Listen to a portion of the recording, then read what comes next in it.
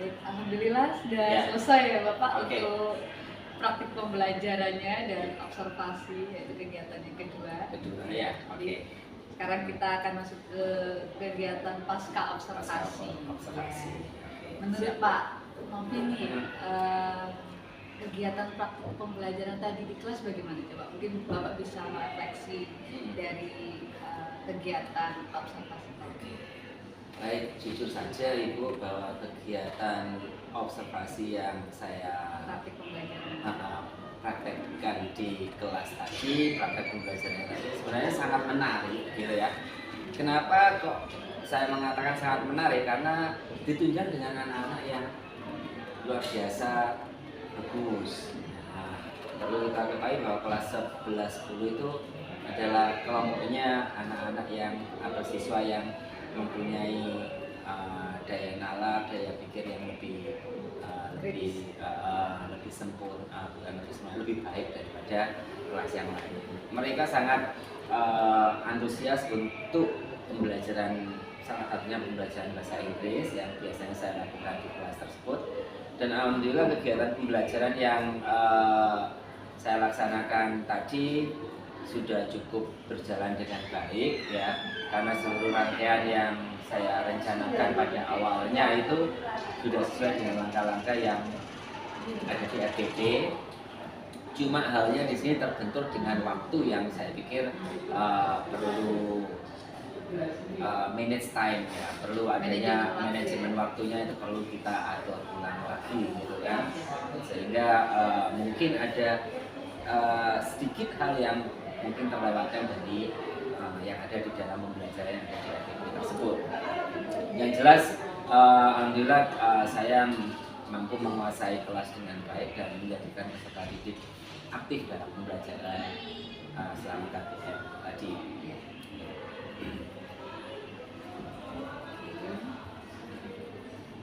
Menurut Pak Novi nih, saat praktik pembelajaran tadi, adakah kendala atau tantangan yang Pak Novi rasakan? Iya, mungkin kendalanya salah satu adalah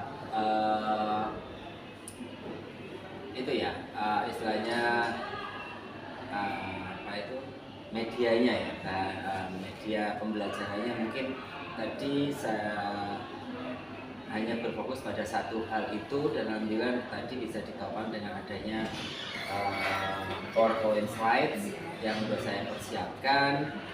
Kemudian tantangannya yang jelas saya harus memberikan materi, kelihatannya tadi di kelas 11-10 itu materi tersebut sangat mudah bagi mereka. Jadi kesimpulannya apa? Tantangannya adalah saya mungkin nantinya akan memberikan materi yang agak sedikit lebih tinggi daripada kelas-kelas yang lain. Cuma satu hal lagi yang perlu diperhatikan, harus ada diferensiasinya. Karena apa? Karena satu kelas tersebut tadi ternyata memang sesuai dengan gaya belajar mereka masing-masing. Cuma mungkin kita harus sesuaikan pula dengan daya nalar, daya pikir, daya terima dia selama proses pembelajaran di kelas itu berbeda. Kemudian saya akan sedikit membahas tentang observasi yang saya lakukan tadi ya, terkait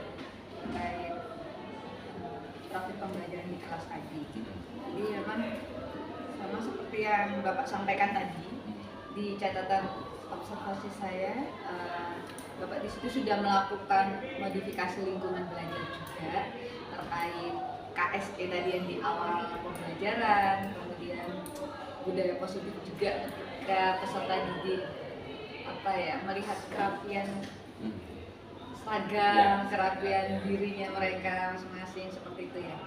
Kemudian juga ada komunikasi juga antara Bapak dengan peserta didik tadi. Jadi prosesnya timbal balik itu juga sudah terlihat saat praktik pembelajaran tadi. Kemudian Bapak juga sudah mencari tahu apa yang sedang dikerjakan. Jadi seperti tadi Bapak memberikan mereka, mengelompokkan mereka kemudian memberi tugas untuk Iya. apa dialog ya Iya. tadi ya. Oke. Jadi di situ terlihat anak-anak aktif, apalagi ada yang presentasi di depan itu tadi ya. Kemudian untuk ya posisi Bapak tadi kalau saya perhatikan, jadi posisinya sebagai pemantau ya, Pemantau ya. monitor tadi ya. Jadi Bapak sudah menerapkan kedisiplinan di awal itu kan, tentang seragamnya mereka, tentang apa tadi ya, kerapian rambut dan lain-lain itu tadi ya yang jadi tadi ya. Kemudian Bapak juga di situ membahas tentang atau mengingatkan tentang kesepakatan kelas ya, Iya, jadi ya. kesepakatan Jadi kelas. yang sudah pernah dibuat sebelumnya Bapak tekankan di situ ya. Oke. Kemudian ya, itu saja sih Bapak untuk catatan dari saya. Jadi mungkin ini yang tadi sempat terlewat tuh ini Bapak, Iya. mengajak anak-anak untuk menyimpulkan. Menyimpulkan, iya. Ya, itu Tuh, tadi. Ya. tuh. Jadi kalau mungkin karena tadi ya manajemen waktu itu tadi ya, karena Iya. terburu-buru karena sudah ditunggu Gitu. oleh guru selanjutnya itu ya. Jadi untuk mengajak peserta didik menyimpulkan atau merefleksikan Iya. tadi sempat terlewat Betul. gitu ya. Ya, intinya kalau saya itu kalau udah bel itu seolah-olah itu saya harus mengejar waktu untuk jam mata pelajaran berikutnya. Iya. Karena kalau udah bunyi bel itu berarti saya merasakan wah, apa yang saya kerjakan di sini ternyata tidak sesuai dengan waktu yang sudah saya rencanakan sebelumnya, sehingga saya ngerasa waduh ada satu yang terlewatkan. Memang untuk refleksi atau summarize atau simpulan dari apa yang kita lakukan pada saat pembelajaran tadi itu. Karena ada bel itu tadi ya, sebenarnya bel ini Bu semua. Betul. Ya, jadi hanya itu saja sih Bapak Iya. yang saya lihat tadi yang sempat terlewat gitu ya. Iya. Oke. Kemudian ini Bapak, rencana tindak lanjutnya Pak Novi terkait praktik pembelajaran ini, mungkin dari kendala atau tantangan yang dihadapi tadi, rencana tindak lanjutnya bagaimana? Otomatis rencana tindak lanjut yang akan saya lakukan pastinya nanti saya tetap dan terus melakukan perbaikan diri dengan cara apa, melakukan atau membuat kegiatan-kegiatan yang sekiranya belum saya laksanakan dengan maksimal. Hal ini bertujuan untuk apa? Tujuannya yaitu menciptakan pembelajaran yang lebih kreatif, pembelajaran yang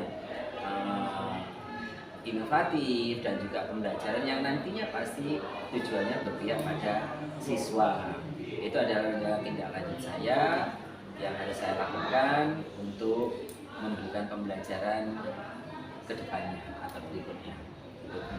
Selain itu mungkin terkait manajemen waktu Bapak mungkin Ya, yang jelas manajemen waktu sesuai dengan waktu pembelajaran yaitu 2 jam, tiap jamnya itu 90 menit. Nah, otomatis saya pun harus melihat waktu atau menggunakan waktu sebaik mungkin ya, selama saya melakukan proses pembelajaran di kelas. Jadi maksudnya pembelajaran yang sebaik mungkin ya mulai dari pembukaan, inti sampai ke penutup itu bisa tersampaikan semuanya kepada siswa. Itu yang nantinya akan saya lakukan berikutnya. Kemudian untuk ini rencana pengembangan diri Bapak. Ya. Jadi di sini ada beberapa mungkin yang akan Bapak lakukan ya. Jadi kira-kira aktivitas pengembangan yang bagaimana yang akan Bapak lakukan terkait itu tadi ya Bapak, praktik pembelajaran atau mungkin kendalanya, manajemen waktunya.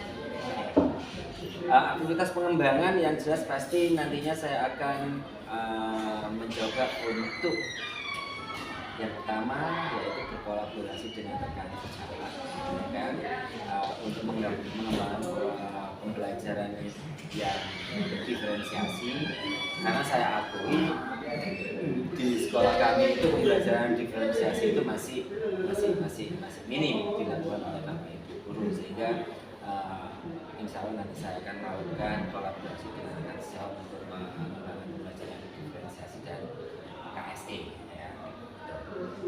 Itu yang pertama. Untuk diferensiasi yang Bapak jelaskan barusan, tujuan yang tidak dicapai apa Bapak?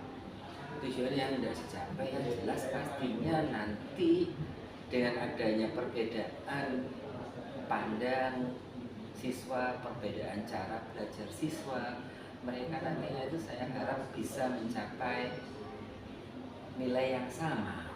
Baik itu nanti misalkan ada yang fokus di audio, kemudian ada yang fokus yang di kinestetik, kemudian ada yang fokus di visual.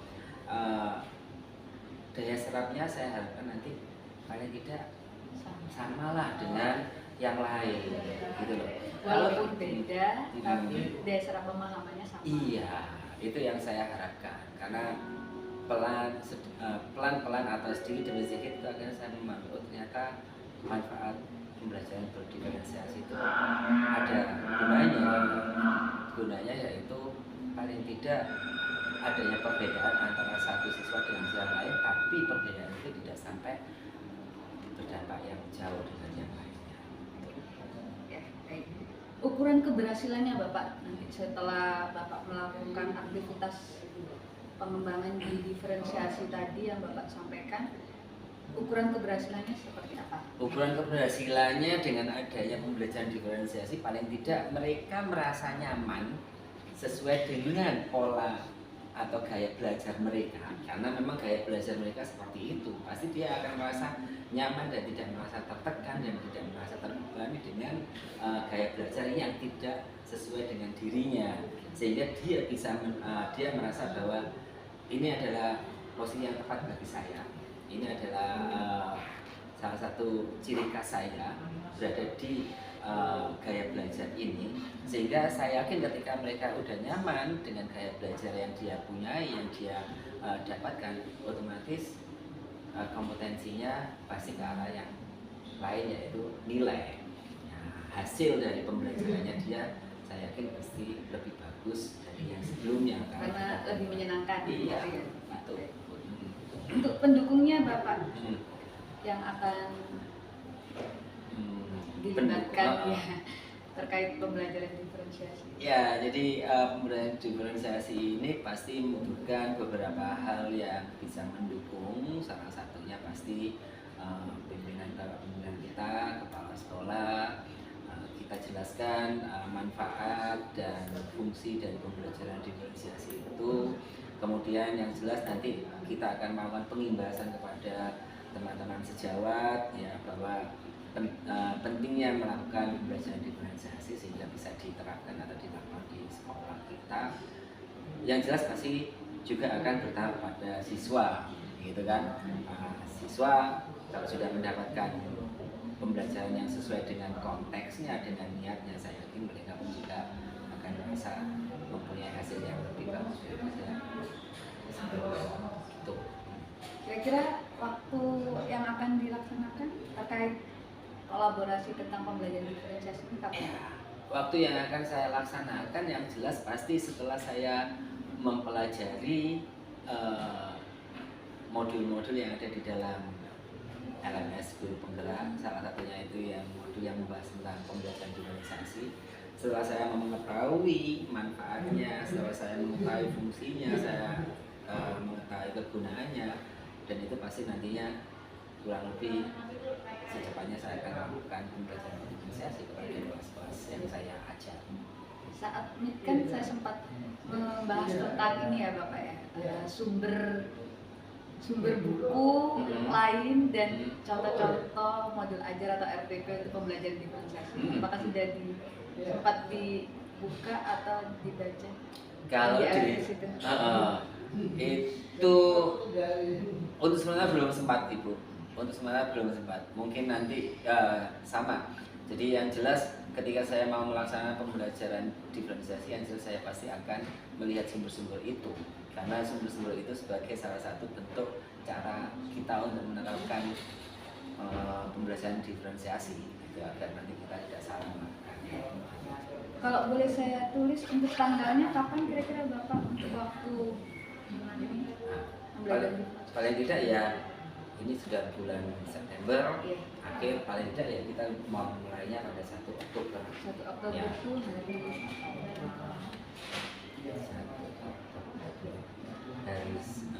Atau hari Senin. Minggu itu 1 Ya, Oktober berarti 2 ya. tanggal 2 ya. Kita bisa mulai awal bulan Pak.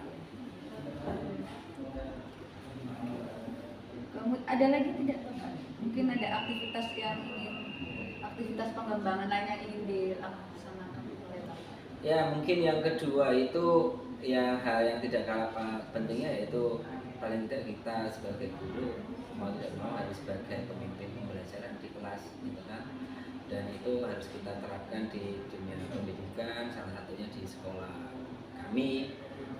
Tujuannya apa? Agar siswa mampu bertanggung jawab terhadap dirinya sendiri, gitu kan. Terus kemudian bisa memberikan contoh-contoh yang baik seperti yang saya lakukan tadi dengan budaya positif, bagaimana cara menghargai orang lain, bagaimana cara mempunyai rasa empati kepada temannya. Itu adalah salah satu yang perlu kita kembangkan kepada siswa. Untuk ukuran keberhasilannya yang seperti apa itu? Ukuran keberhasilannya yang jelas pasti mereka akan mempunyai rasa empati, akan mempunyai rasa tanggung jawab dan disiplin diri. Salah satunya apa? Ya pasti sekolah tepat waktu, tidak sering terlambat, kemudian paling tidak bisa menolong temannya, atau hal yang kecil aja yaitu membuang sampah di tempatnya. Kita salah satunya.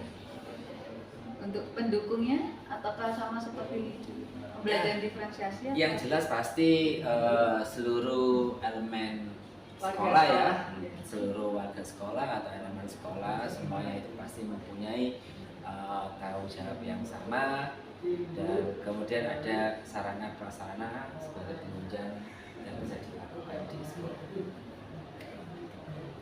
Kemudian untuk kegiatan aktivitas pengembangan sebagai pemimpin pembelajaran ini Bapak, kira-kira akan dilaksanakan kapan? Saya kira saya sudah melaksanakan hal itu. Saya sudah melaksanakan hal itu sejak saya mengikuti program.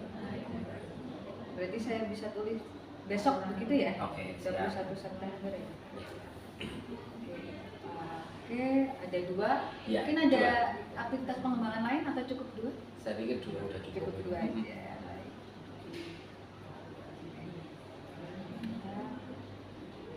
Untuk kegiatan rencana pengembangan diri ini sudah selesai.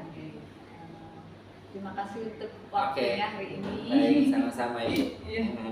Jadi nanti akan ada beberapa lembar tadi ya yang Ya. minta tolong di print, kemudian Oh iya. ditanya-tanya. Oh, Dan iya. nanti akan saya bawa. Oh ya. Baik. Oke. Terima kasih. Terima kasih. Mungkin untuk Oke. pasca observasi Sudah kita selesai. sudah nih. Oke, terima kasih. Sama-sama.